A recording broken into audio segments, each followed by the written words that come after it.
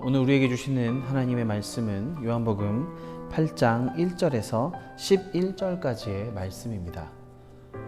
세번역 성경으로 봉독하겠습니다. 예수께서는 올리브산으로 가셨다. 이른 아침에 예수께서 다시 성전에 가시니 많은 백성이 그에게로 모여들었다. 예수께서 앉아서 그들을 가르치실 때에 율법학자들과 바리새파 사람들이 간음을 하다가 잡힌 여자를 끌고 와서 가운데 세워놓고 예수께 말하였다. 선생님, 이 여자가 간음을 하다가 현장에서 잡혔습니다. 모세는 율법에 이런 여자들을 돌로 쳐 죽이라고 우리에게 명령하였습니다. 그런데 선생님은 뭐라고 하시겠습니까? 그들이 이렇게 말한 것은 예수를 시험하여 고발할 구실을 찾으려는 속셈이었다. 그러나 예수께서는 몸을 굽혀서 손가락으로 땅에 무엇인가를 쓰셨다. 그들이 다그쳐 물으니 예수께서 몸을 일으켜 그들에게 말씀하셨다. 너희 가운데서 죄가 없는 사람이 먼저 이 여자에게 돌을 던져라. 그리고는 다시 몸을 굽혀서 땅에 무엇인가를 쓰셨다. 이 말씀을 들은 사람들은 나이가 많은 이로부터 시작하여 하나하나 떠나가고 마침내 예수만 남았다. 그 여자는 그대로 서 있었다. 예수께서 몸을 일으키시고 여자에게 말씀하셨다. 여자여, 사람들은 어디에 있느냐? 너를 정죄한 사람들이 한 사람도 없느냐? 여자가 대답하였다. 주님, 한 사람도 없습니다. 예수께서 말씀하셨다. 나도 너를 정죄하지 않는다. 가서 이제부터 다시는 죄를 짓지 말아라. 아멘. 오늘 우선 성경 말씀을 접하시는 분들께 한 가지 권면을 드리자면, 오늘만은 영상으로만 이제 보시지 마시고 한번 성경책을 직접 찾아보시기를 권면해 드립니다. 왜냐하면 현장에서 간음하다가 잡힌 여인에 대한 이야기, 요 단락이 성경을 어떻게 표시하고 있는지, 성경이 어떻게 드러내고 있는지를 조금 성경책 그 바깥의 부분을 자세하게 좀 보시면 좋을 것 같은데요. 제가 갖고 있는 성경은 7장 53절부터 8장 11절까지를 대괄호를 쳐서 이렇게 표시했습니다. 가장 오래된 사본들에는 7장 53절에서 8장 11절이 없음이라고 말입니다. 성경이 손에서 손으로 옮겨서 적어지면서 전파되면서 후세에 남게 되는 과정에서 아시다시피 성경 원본은 사라졌습니다. 대신에 수많은 사본들이, 사람들이 옮겨 적은 사본들이 존재하게 되었습니다. 그래서 성경은 후대에 누가 고치거나 이렇게 더하거나 빼기가 어렵게 되었습니다. 아주 초기 사본부터 또 동시되는 이 초기들끼리도 물론이거니와 이 후세의 사람들이 어마어마하게 많은 양의 사본을 옮겨 적었는데, 이것은 세상에 있는 유명한 문학책들, 당시 고대 서적들과 비교하면 말도 되지 않을 만큼, 비교할 수 없을 만큼 압도적으로 많은 양이 사본이 있는 것이 성경입니다. 그래서 사본들을 좀 자세히 비교하는 것으로, 자세히 비교해서 알아보는 것으로 후대에 추가된 내용이, 혹시 편집된 내용이 무엇인지를 알아내는 것은 이런 이제 학문이 존재하게 되는 이유입니다. 알아볼 수 있는 겁니다. 오늘 본문은 이렇게 표현한 겁니다. 초기 사본 몇 개에는 빠져 있는데 그 후에 기록된 사본들에게는 존재하는 내용입니다. 초기 사본들 중에서도 몇 개는 있고 몇 개는 없고, 그 후에 기록된 내용들에는 있고, 이런 내용들이 있어서 신약 성경에는 어떤 사본에는 있고 어떤 사본에는 없어서 내용이 확실하지 않지만 있는 것이 그래도 가능성이 높아서 성경 본문에 들어가 있으면서 확실하지 않다고 표시한 부분이 딱 두 군데밖에 없습니다. 그 중에 하나가 오늘 본문입니다. 아주 초기 문서 몇 개에만 없을 뿐, 그 외에 굉장히 이른 시기부터 2세기 초반, 1세기 후반, 이때부터 많은 사본들이, 우리가 읽은 본문들이 들어있었고, 오늘 요 본문이요, 들어있었고, 초대교회가 이 본문들을 함께 돌려받고 초대교회 지도자들은 이 본문을 가지고 설교하며 은혜를 나눴던 겁니다.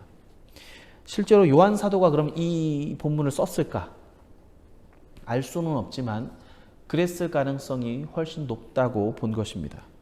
그래서 성경 본문에 이 내용을 넣고 아주 오래된 사본 중에 몇 개에는 이 구절이 빠져 있다고 각주로 표시를 해서 알려주는 겁니다.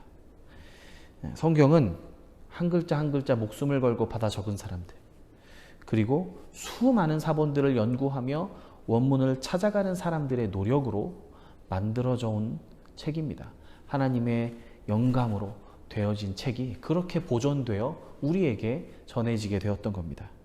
그러니 성경을 교회에서 왜곡을 했다, 초대교회에서 왜곡을 했다, 로마 정부가 왜곡을 했다, 이런저런 내용들을 취사 편집해서 뺐다 이렇게 생각하시는 부분들은 우리가 받아들일 수가 없고 쉽게 그런 부분에 흔들려서는 안 됩니다. 성경은 한 글자 한 글자 아주 안전하게 보존된 책이고, 사본상에 문제가 있다면 오늘과 같이 이 부분은 어떤 사본에는 없습니다 라고 문제를 투명하게 공개하는 책입니다. 자, 오늘 말씀으로 들어가 보시면요, 오늘 말씀에서는 예수님께서 올리브산에 갔다가 성전에 가서 가르치고 계셨는데 사람들이 현장에서 간음하다가 잡힌 여인을 끌고 와서는 예수님이 가르치고 있는 이 강의 장소 그 앞에 바로 그 가운데 세운 겁니다. 그리고는 예수께 물었습니다. 율법에서는 이런 죄를 짓는 사람을 돌로 쳐 죽이라고 했는데 당신은 뭐라고 말하겠습니까? 우선 그 상황을 보다 보면 그 다음 절에도 나오지만 왜 데리고 왔나요? 예수님을 곤란에 빠뜨리게 하려고 한 겁니다. 왜냐하면 예수님이 율법을 존중하지 않는다라는 것을 증명하고 싶었던 것입니다. 안식일에 예수님은 사람을 고쳤습니다. 성전이 무너뜨려라, 내가 다시 세우겠다, 이렇게 말씀하신 것도 있고, 요한복음은 아니지만 마태복음에서는 율법에는 이렇게 말했지, 그러나 나는 이렇게 말한다 하고 율법에 말한 것을 뒤집는 내용들을 가르쳐 주셨습니다. 그러니 율법으로 정면으로 도전하는 예수님의 모습을 보고는 율법이 돌로 치라고 했는데 당신은 어떻게 말하겠습니까? 이렇게 묻는 겁니다. 그럼 당황해서 죽이지 말라고 하면 율법을 존중하지 않는다라고 하는 증거가 되는 거니까 이제 공경에 빠뜨릴 수 있고, 반대로 죽이십시오라고 하면 로마 실정법을 어긴 상황이 되기 때문에 그걸로 걸어서 공경에 빠뜨리려는 계략입니다. 그런 목적이 있으니까 현장에서 간음하다가 잡힌 여인을 증거물이라고 좋아하면서 제대로 입히지도 않고 거룩한 성전 뜰 한가운데 끌고 와서는 예수님한테 당황하라고 그 앞에다 세워놓은 것입니다. 예수께서는 그 상황을 보시고는 아무 말 없이 땅에 글을 쓰셨습니다. 오늘 사본 이야기로 시작했으니까요. 여기에서도 각주를 한번 보시면 어떤 사본들은 그들 각자의 죄목을 쓰셨다라는 각주가 이제 기록되어 있습니다. 하지만 대부분의 사본들과 차이가 있으니까 성경 본문에 들어오는 것은 탈락했고 대신에 각주로 남겨놓은 것입니다. 예수님께서는 땅바닥에 만약에 그들의 죄를 적었다면 주변에 그 여자를 정죄하던 사람들이 자신의 죄명이 적히는 것을 보았을 것입니다. 그리고는 그냥 넘어갈 수도 있었지만 그 상황을 통해 자신의 죄를 깨달았습니다. 그래서 예수님께서 죄 없는 자가 먼저 돌로 치라고 말씀하셨을 때 나이 많은 사람부터 차례차례 돌을 내려놓고 집으로 돌아갔던 것입니다. 자신의 죄를 깨닫는다는 것은 정말로 중요한 사건입니다.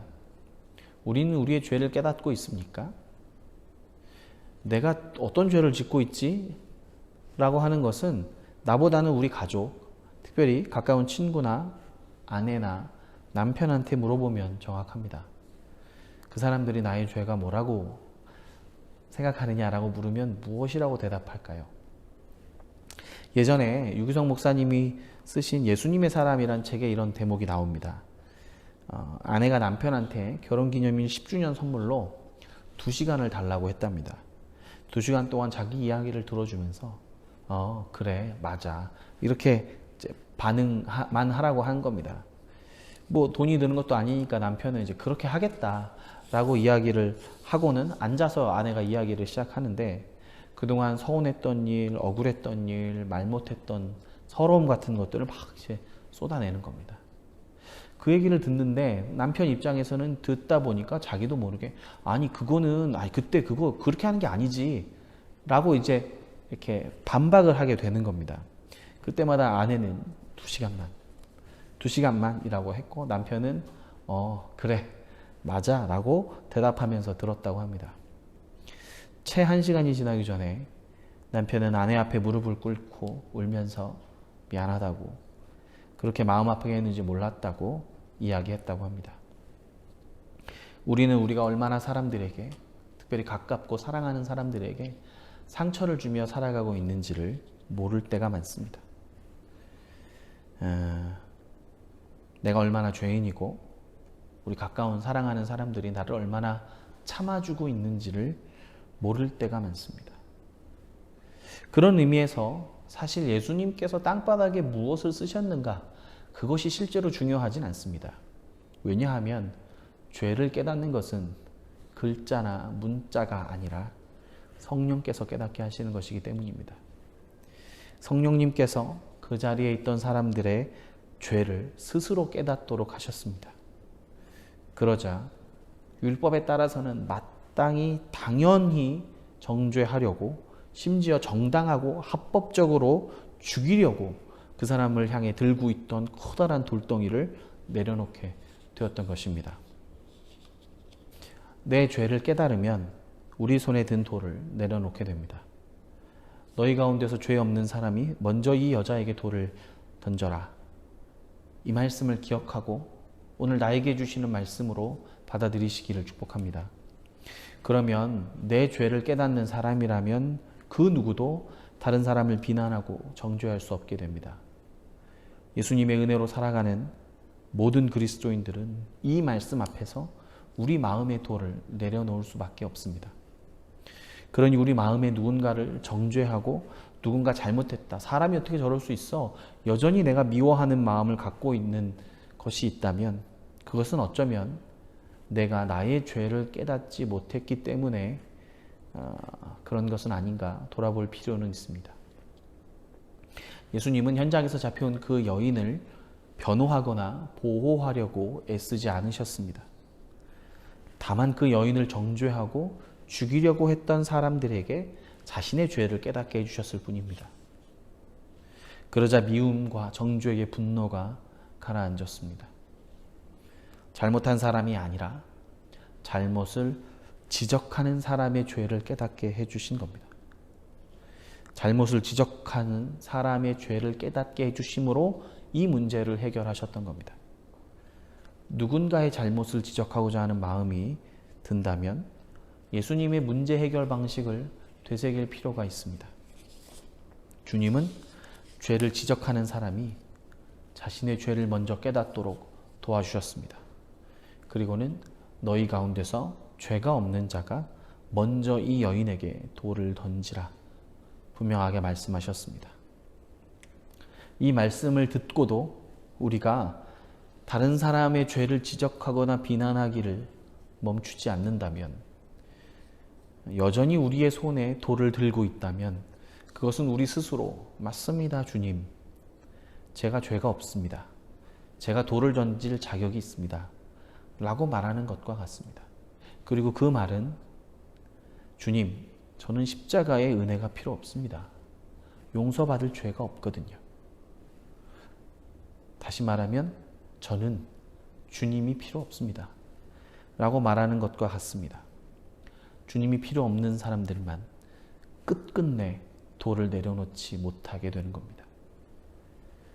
너희 가운데서 죄가 없는 사람이 먼저 이 여자에게 돌을 던지라. 이 주님 말씀 앞에 우리의 마음의 돌을 내려놓고 스스로의 죄를 깨닫는 하루가 되시기를 축복합니다. 오늘 말씀 묵상 질문을 함께 서로 나눠봤으면 좋겠습니다.